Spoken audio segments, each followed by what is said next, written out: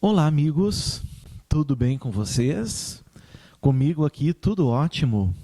Vamos então dar continuidade a esse nosso maravilhoso projeto, que é o projeto Gabaritando Legislação. Estamos trabalhando uma lei importantíssima, né? Que é o Estatuto do Desarmamento, Lei 10.826 de 2003. Bom, a gente já falou sobre o Sinarme, que foi o bloco 1. Vocês já têm total conhecimento sobre esse sistema. Sistema Nacional de Armas, vale em todo o território nacional, aquela história toda. Depois, a gente começou a trabalhar no bloco 2 sobre o registro. E o registro nada mais é né, do que dar nome para o filho, né? Tu ter a arma no teu nome. E qual é a grande característica do registro, pessoal? São os requisitos para obter esse registro, que é bom que vocês lembrem bem, idoneidade moral, com as certidões negativas na Justiça Criminal Federal e Estadual, lembrem disso, certo? Também militar, eleitoral. Não pode estar respondendo a inquérito, nem processo criminal. Tem que ter ocupação lícita, residência certa. Isso também é importante. Prova de aptidão técnica e psicológica. Quem tem o porte autorizado tem requisitos dispensados. E lembrem também que, com a certidão de registro, tu tens o direito não de passear com a arma por aí, mas tu tens o direito de ter a arma no interior da sua residência ou domicílio, ou no seu local de trabalho, desde que tu seja o responsável por ele, né? Ou o seu proprietário. Sendo funcionário não pode, também não é possível aqui o trânsito da arma da casa para o local de trabalho. Lembrem isso também. Lembrem do prazo, certo? Também de renovação, e isso é importante, os senhores têm que saber, certo? Prazo de renovação, os 3 anos, enfim. Agora a gente entra no bloco 3. O bloco 3, ele é um pouquinho mais complexo. Provavelmente mais complexo pelo tamanho e pelos fatos que vieram sucedendo sobre ele. Geralmente sobre isso, tá, pessoal? E é isso que a gente tem que cuidar. É por essa razão que provavelmente esse bloco 3 será dividido. Nós vamos fatiá-lo para não ficar muito também cansativo para vocês e também por uma estratégia didática. Nós vamos trabalhar com o bloco 3A, em tese bloco 3A e bloco 3B. Talvez surja ainda resquícios para a gente fechar com o bloco 3C, e aí sim fecharmos o porte, certo? Encerrarmos o porte. Então, sem mais delongas, vamos aqui para o nosso artigo 6º. Vamos para o artigo 6º, que fala exatamente do porte. Nós já temos que saber, então, a diferença, né, do registro para o porte. O registro, ele te dá o direito à posse, a dizer que aquela arma é tua. Aquela arma é minha. Essa arma é minha. E me dá o direito de ter ela na minha casa ou local de trabalho. O porte, ele é mais abrangente. O porte é mais abrangente. Certo? Ou seja, com o porte, se eu tenho direito ao porte, eu já não preciso ter a arma somente dentro da minha casa. Eu não preciso ter a arma somente no meu estabelecimento comercial. Eu posso viajar com a arma. Eu posso estar com a arma dentro do meu automóvel, certo? Eu posso visitar amigos usando a arma. Eu posso estar lecionando usando a arma. Claro, tudo dentro também dos limites e regulamentos. Vão ter locais e leis que dizem que nesse ambiente é proibido entrar armado. Aí também o porte não adianta. Dito isso, é importante que vocês saibam uma coisa. De regra geral, registrar uma arma, qualquer pessoa pode, se preencher aqueles requisitos que estavam lá no artigo 4º. Então, a regra geral do registro é poder registrar, é permitido o registro. Ok? Já no porte, a regra geral é a proibição. Vejam como, claro, né, pessoal, é evidente, porque o Estatuto do Desarmamento ele protege a incolumidade pública. Então, a regra aqui é exatamente o contrário. A regra geral é a proibição. Tanto que o artigo 6º diz, é proibido o porte de arma de fogo em todo o território nacional. Isso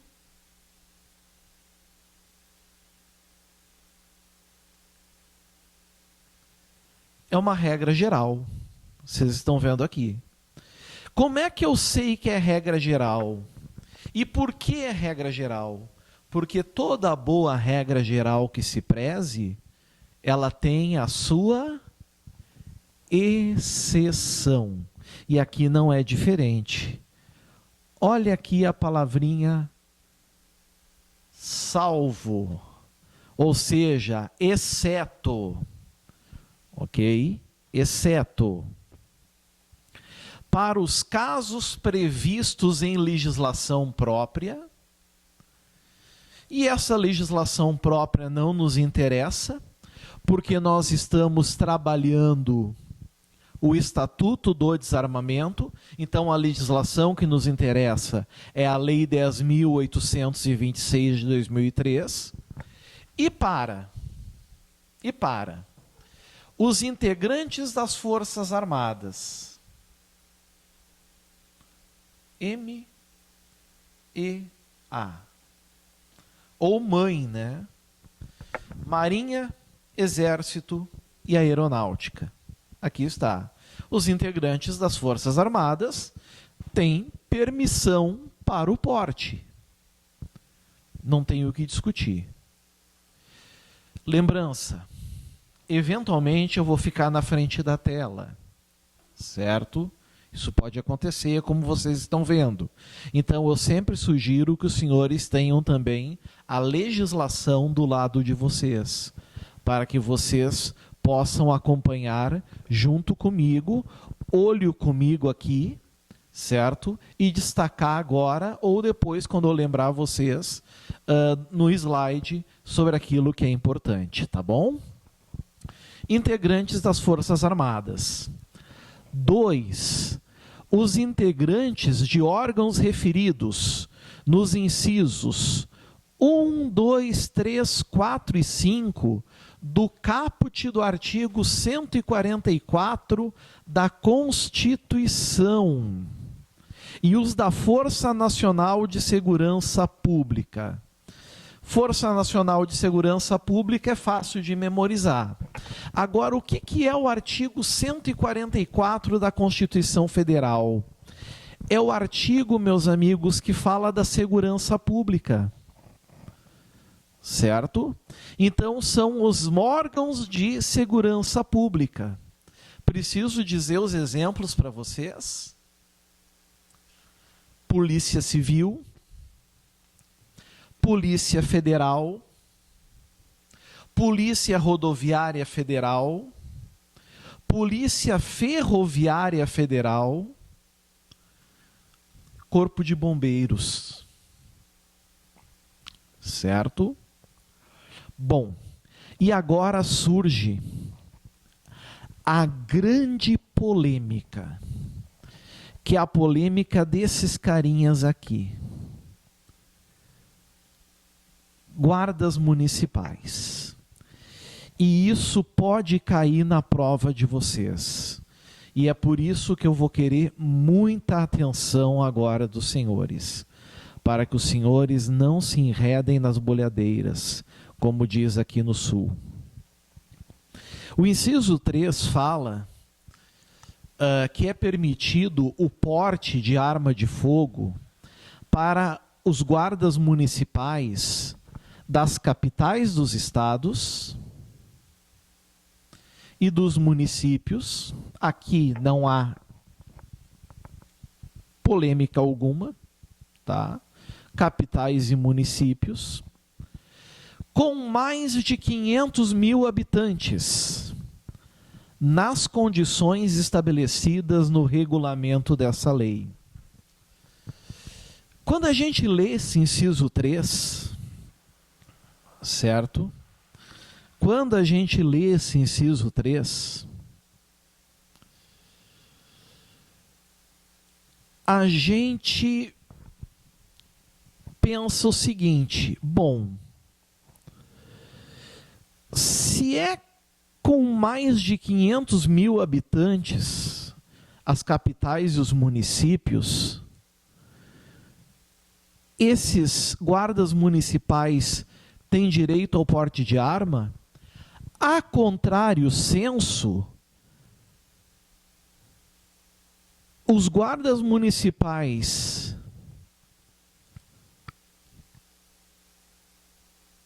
em cidades, em municípios na capital e em municípios com menos de 500 mil habitantes não teriam direito ao porte de arma. O examinador vai cobrar isso de ti. E o candidato desavisado, ele vai marcar que está certo. Só que vejam que aqui do lado, pessoal, nós temos uma ADIM, vide ADIM 5538. Aqui nós temos outra, vide ADIM 5948. E aqui vide ADC 38. Certo? Aí está. O ministro Alexandre de Moraes julgou essa ação direta de inconstitucionalidade, e julgou essa ação direta de constitucionalidade. Certo? O Partido Verde ingressou com essa ADIM, com essa também, e a Procuradoria-Geral da República com a ação direta de constitucionalidade. Os partidos pleiteavam a inconstitucionalidade desse dispositivo, do inciso 3. Pleiteavam a inconstitucionalidade. A Procuradoria-Geral da República pleiteava a constitucionalidade. O ministro Alexandre de Moraes, né, o Supremo Tribunal Federal, enfim, julgou. E desde março, nós já temos uma decisão sobre esse tema. O que se sabe é que esse inciso 3 é inconstitucional. Inconstitucional. Ou seja, foi julgado então procedente a ação direta de inconstitucionalidade 5538, foi julgada procedente a ação direta de inconstitucionalidade 5948 e foi julgada, obviamente, improcedente a ação direta de constitucionalidade 38. Isso quer dizer o quê, pessoal? Isso quer dizer que guardas municipais que atuam em capitais com integrantes, pessoas com mais de 500 mil habitantes, têm direito a porte de arma. E menos também. Menos também. Isso em nome daquilo que se chama de princípio da razoabilidade. Certo? Porque aqueles que atuam em municípios com 480 mil habitantes, por exemplo, teriam direito a uma proteção menor. Se deram conta? Então, pessoal, cuidado, porque essa regra do inciso 3 caiu por terra. Ok? E tudo isso que eu falei para vocês vale também para o inciso 4. Vale também para o inciso 4. Os integrantes das guardas municipais dos municípios com mais de 50 mil e menos de 500 mil dos municípios, claro, quando em serviço. Quando em serviço. Então, a contrário senso, o que a gente tirava disso aqui?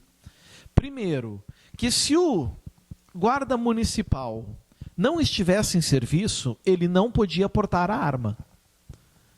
É a primeira regra. A segunda, contrário senso, se o município tivesse menos de 50 mil habitantes, por exemplo, 49.900, segundo o censo demográfico, ele também não teria direito ao porte. Pelos mesmos argumentos e as mesmas ADINs, podem ver, ADIN 5538, ADIN 5948 e ADC 38, pessoal, nós temos também essa regra como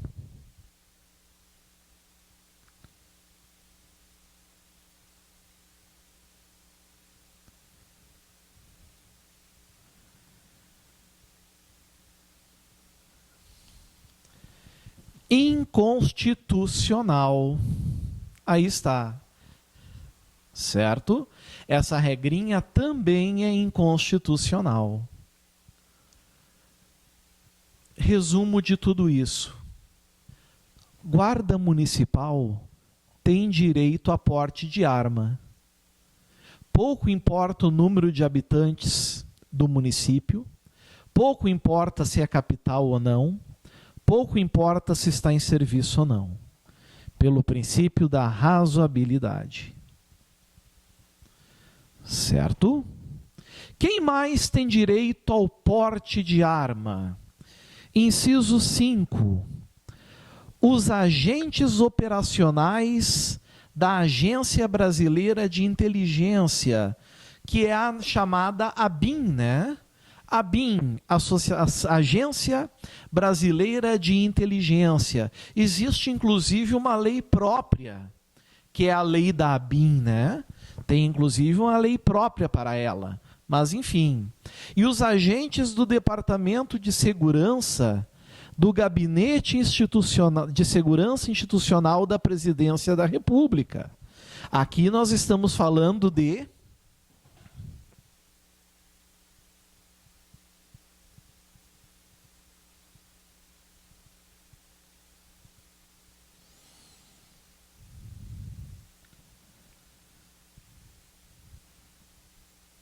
segurança nacional, certo? Segurança nacional, porque protege um bem jurídico brasileiro, que é o presidente da República. Inciso 6. Os integrantes dos órgãos policiais, referidos no artigo 51.4 e 52.13 da Constituição Federal. Quem são essas pessoas, 51.4 e 52.13? Vamos lá? Marquem, destaquem tudo que está aqui. Primeira coisa, né? Marquem, destaquem, porque quando eu sair daqui, vai sumir também as marcações.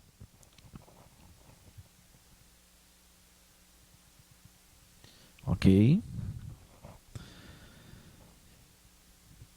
51,4, 52,3.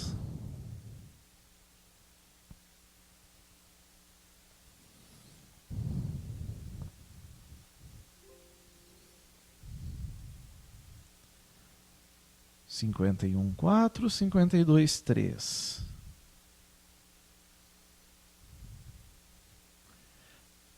Vamos pegar a Constituição.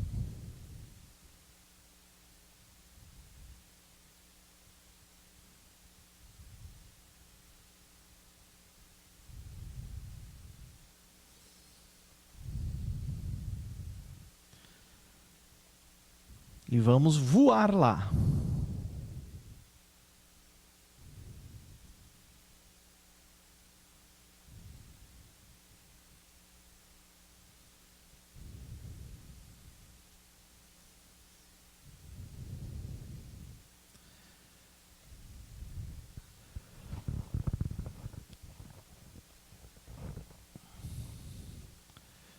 Conselho da República.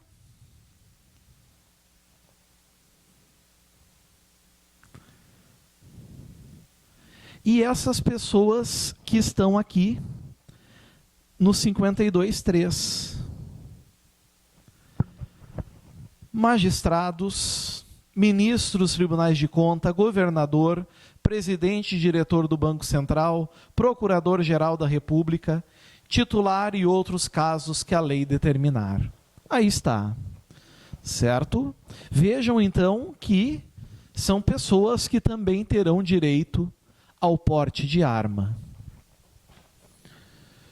Quando fala ali, por exemplo, titulares de outros cargos que a lei determinar, um exemplo são os membros do Ministério Público. Eles também têm direito, até pela sua lei orgânica, a LOMP. Voltamos para os nossos slides.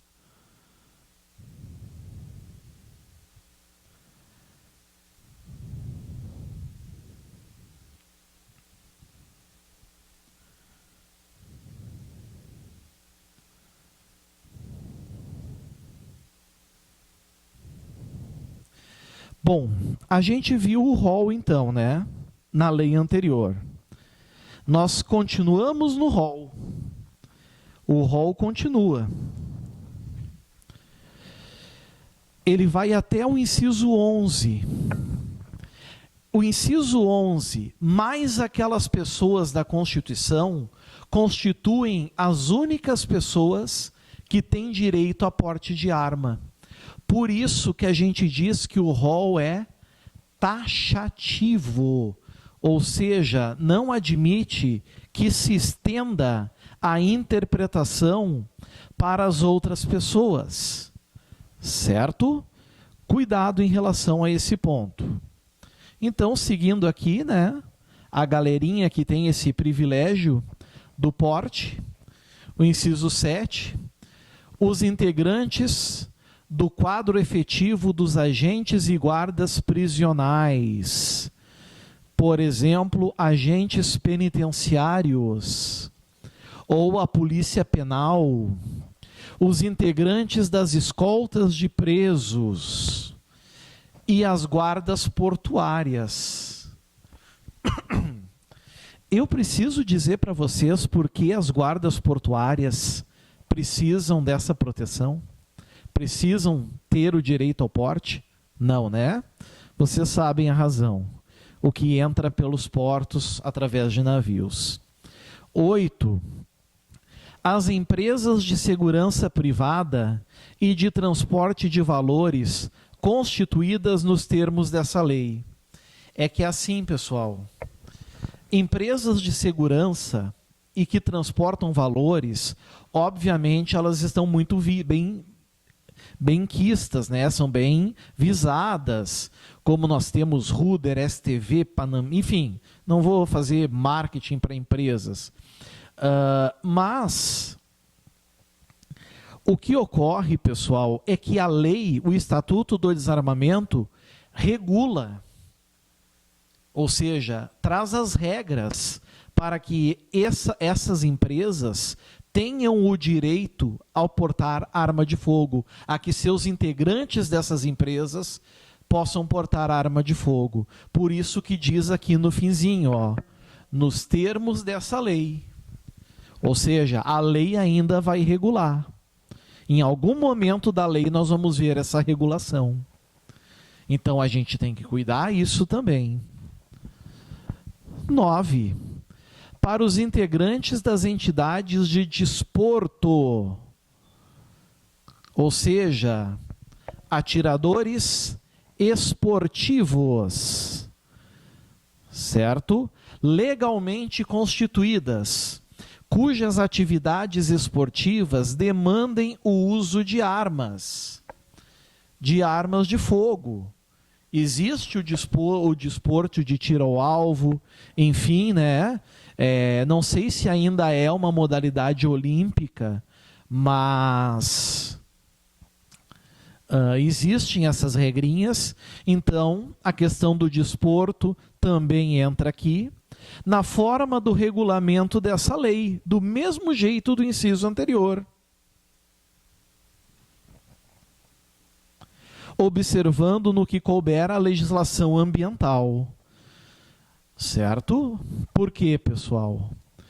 Porque a caça, por exemplo, ela pode ser uma prática esportiva, mas existem objetos e animais da nossa fauna que não podem ser abatidos, até porque isso vai configurar crime ambiental. Certo? E o porte para a caça desses animais, obviamente, não vai estar legitimada, não vai ser permitido. Se bem que quem vai praticar caça a esse tipo de animais não vai requerer o porte dizendo que é para isso, mas enfim, né? 10. Integrantes das carreiras de auditoria da Receita Federal do Brasil. Vejam que interessante, são os auditores da Receita Federal. Não entra aqui, cuidado com a prova, não entra aqui os analistas da Receita Federal. Entra aqui os auditores e auditoria fiscal do trabalho, não entrando aqui também os analistas fiscais do trabalho. Certo? Cargos de auditor fiscal e analista tributário. Certo? Cuidem isso. E o 11, fechando então, contemplando o nosso rol, os tribunais do Poder Judiciário, descrito no artigo 92 da Constituição Federal. Tribunais de Justiça, tribunais regionais federais, Tribunal Superior do Trabalho, Tribunal Superior Eleitoral, Tribunal Regional do Trabalho, Tribunal Regional Eleitoral, Superior Tribunal de Justiça, Supremo Tribunal Federal. Certo? E os ministérios públicos, lembram que eu falei do MP? Embora esteja na LOMP, está aqui também, da União e dos estados, para uso exclusivo de servidores de seus quadros e pessoais. Olhem aqui, uso exclusivo, ou seja, não é para todos os membros do Ministério Público. Importante cuidar isso, que efetivamente estejam no exercício de funções de segurança, na forma de regulamento a ser emitido pelo Conselho Nacional de Justiça, CNJ, e pelo Conselho Nacional do Ministério Público. Certo? Lei Conselho CNMP. Aqui está. Certinho, pessoal? Pegaram? Que bom. Anotem aí o que está em vermelho, né? É importante. Fechamos o rol, lembrando que ele é um rol taxativo. Bom, a gente tem que entrar agora numa outra questão. Mas a gente vai, como eu falei para vocês, fatiar, dividir o bloco. Nós fechamos agora a parte A do bloco 3, certo? Vamos dar uma respiradinha, tomar um cafezinho, dar uma relaxada e logo entramos no bloco 3B. Aguardo vocês. Valeu, até mais.